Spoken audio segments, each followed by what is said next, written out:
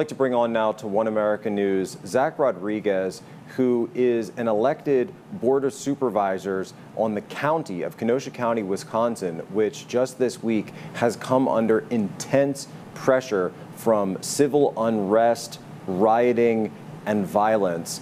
Supervisor Rodriguez, thank you so much for joining us today. Thank you for having me. Tell me, what is it like on the ground there right now?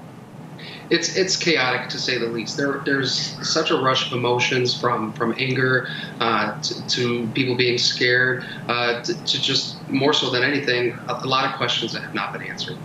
So from your perspective as an elected leader, what are you working to do to make sure that the people of this county are safe?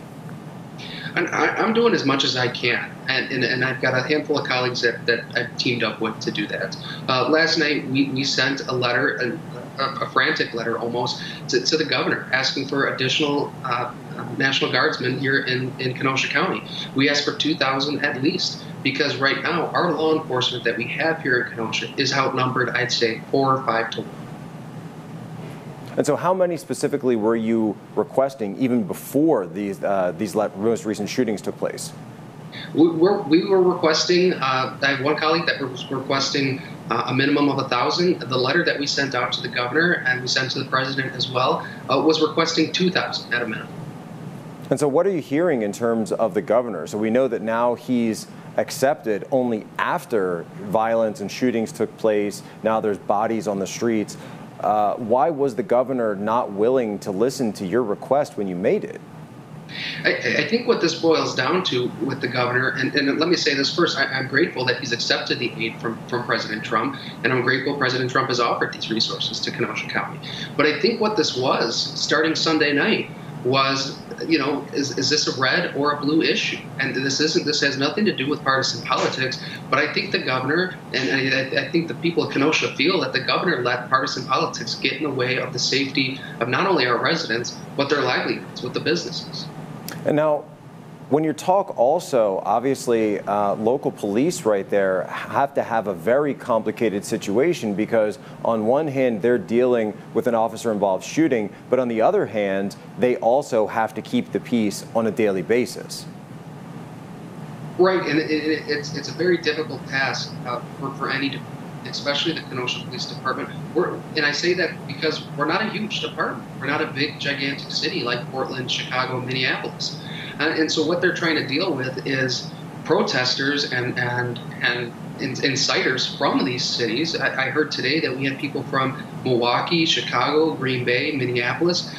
These people have no business in our community coming here purely taking advantage of the situation. And so what we're seeing is our local law enforcement who are doing the best that they can with the poor leadership that they have at the top, just outnumbered. And that's why we made this request for additional National Guardsmen and additional resources from the federal government.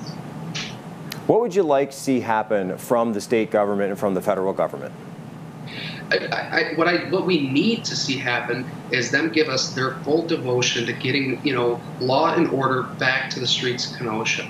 We are a quaint town, you know, of 100,000 people, located right between Milwaukee and Chicago. We've been blessed that for years we haven't had these issues that plague bigger cities. But at the same time, when they do happen in Kenosha, like we're seeing this week, unfortunately and tragically, we need the state and the federal government to stand behind us. And the difference from the state and the federal government is we've seen our federal representatives, Congressman Stile, Senator Ron Johnson, Senator Tammy Baldwin, they've called for peace in the streets, and they've supported President Trump's request to send additional aid in here. What's appalling is that the governor refused that request based on political ties.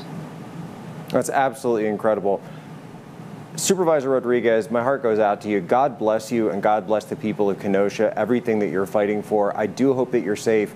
And as more of this story develops, I'd love to get you back on to keep our viewers involved and informed of what's actually happening on the ground, aside from the different political narratives that are going on out there here on One America News. For sure. Thank you for having me. Thank you. Want to see more videos like this? Click on the link below and subscribe to One America News on YouTube. And call your cable provider and kindly demand that One America News is added to your lineup. Call and subscribe today.